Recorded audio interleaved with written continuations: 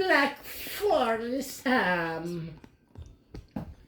If you want it, go to Subway. Subway has a tomato basil. It tastes so good. So it has a tomato basil wrap. Then you do Black Forest ham.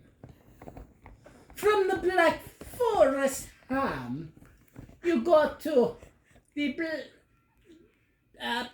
Pepper Jack, or what is it called? Yeah, it's Pepper Jack. Yeah, it's Pepper Jack. Then you go from Pepper Jack to lettuce. You go to lettuce, tomato, onions. Then you add the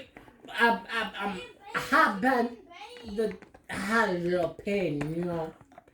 From the jalapeno, you go to the Southwest Chipotle.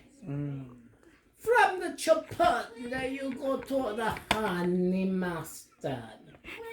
If you're looking for a meal, go from that wrap to the barbecue chips. From the barbecue chips, you make a wonderful meal. Oh, yeah. Then you add sweetie. Man, oh man, it kicks your ass and makes you wish you were a southerner.